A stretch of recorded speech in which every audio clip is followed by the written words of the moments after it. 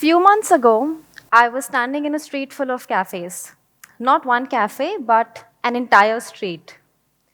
And instead of just walking in somewhere, I stood there with my phone out, Googling best cafes near me. I was already there, and yet I could not trust myself to pick one. I laughed it off. But I could not really shake that thought away. And after a while, I started noticing that pattern everywhere.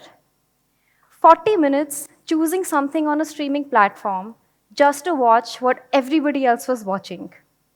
Knowing my opinion of a book before I had even finished reading it because I had already read the reviews online. Waiting for my end of the year music summary just to explain my own year back to me. When did I stop trusting my own experience? Carl Jung wrote, "The world will ask you who you are, and if you don't know, the world will tell you." And I keep thinking about how much more precisely that sentence lands now. And what's frightening is that it no longer feels like a warning, it feels like a description. There is a version of control that looks exactly like a wall. You can see it, you can name it, and even push back against it. George Orwell described this in his book called 1984. However, the more effective version of control looks nothing like a wall.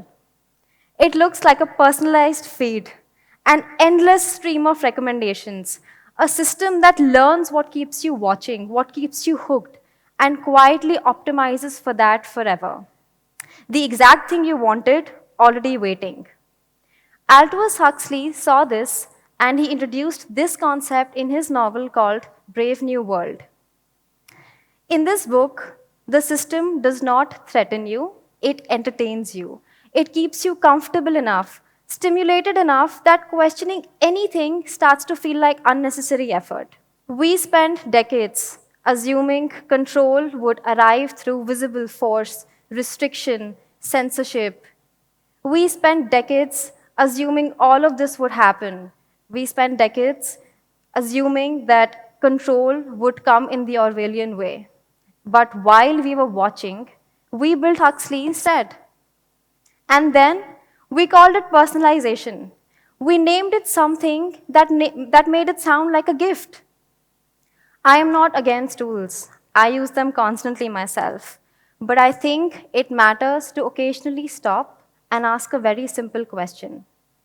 Am I using this or is this using me?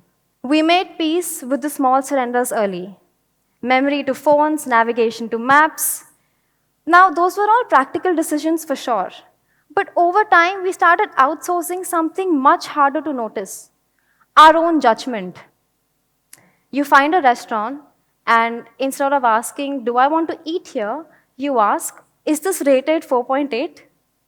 You watch a movie or a show, and before you've even formed an opinion, you will go online to check out the reviews if you got it right.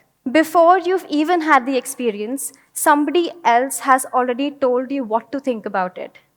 And when that keeps happening over time, you slowly stop forming opinions. You start inheriting them instead. Now, the same thing applies to identity.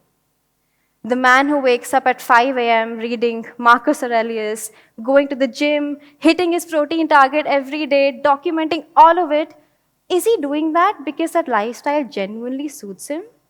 Or because there is an entire architecture rewarding that performance? The person who suddenly starts to dress up and speak the same way as the content they spent hours watching online. Is that actual self discovery or just imitation that happened slowly enough to only feel like self discovery? I am not asking to be cynical, I am asking because I asked it of myself and I did not love the answers. We are slowly losing the ability to surprise ourselves, not because we have no choices, but because so many of our choices now come pre approved, validated, reviewed. Let me elaborate further. A few years ago, the capsule wardrobe was the perfect antidote to mindless consumption. It was minimal, it was personal, it was everything one could have asked for, right? But then it became a trend. And now there is an entire generation dressed in the same linen trousers, same white trainers, same oversized blazers, all under the impression that they've arrived at personal style. Isn't it ironic how everybody wants to be different, but most people are becoming just the same? The antidote became the next version of the problem, you see. Genuine taste is arriving at a response before somebody else tells you what that response should be. Real taste is not really assembled from templates. It's not something you can just order online. It is autobiographical, it develops with time and a lot of trial and error. It looks like ordering something you have never had before just because you're curious, simply out of curiosity, not because it is the most widely recommended dish online. Taste develops in those private experiments. When you allow yourself to try something new, when you reject it, when you change your mind, when you allow yourself, when you give yourself the permission to get disappointed at times, when you're not always chasing a 10 on 10 experience. But digital environments usually only reward what's already proven to work. The trending audio, the reel format that's suddenly gone viral, the outfit formula that everybody seems to be obsessed with. And at that point, taste stops being a response. It becomes a strategy. I remember being at a museum once, standing before a work that deeply, genuinely moved me. And then almost immediately, I caught myself thinking, wait, would this make for a good photo? Should I post it online right now? Or has anybody else already posted it better than I could? That moment deeply unsettled me. Before I had even finished looking at the artwork, I was already thinking about how it would translate online. It's like my mind had developed a perceived audience.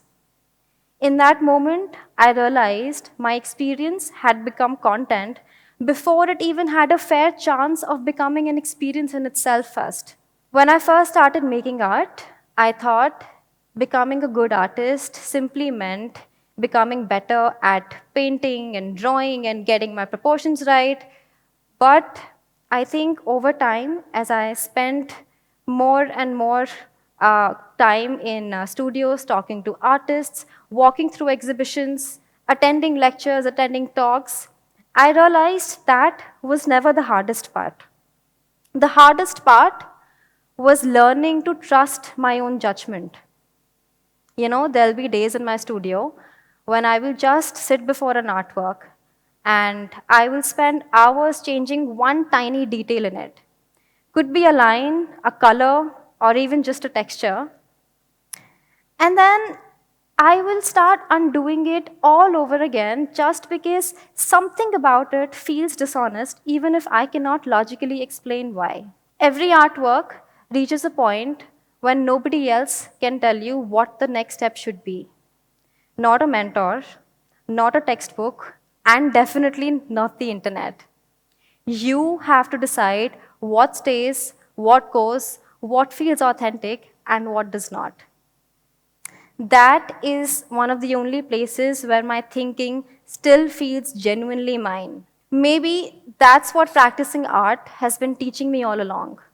Not just how to create better works, but how to think, how to question, and how to trust my own judgment.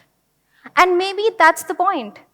We spend so much of our lives being told or being conditioned into believing what to wear, what to watch, what to eat, what to want, that we forget to arrive at something entirely on our own. That, to me, is where art begins. Not just painting or music or writing, but art in the larger sense. Making meaning instead of inheriting it. It could look like forming an opinion before reading the comment section of a video, or arranging a room because it feels like home to you, not because it resembles an aesthetic mood board. Dressing up in a way that reflects your inner life, not because it follows suit with the latest trend. Those all sound very small decisions. And they really are embarrassingly small, which, might I add, is also the most horrifying part. But they're not actually about clothes or what shows to watch or where to go to find the next best meal. They're all decisions, they're all choices about authorship. And maybe that's what Huxley understood all along. The most effective forms of control do not feel like control at all. They feel like convenience, unless you choose, you learn to pause long enough to ask, did I choose this or was it chosen for me? Thank you.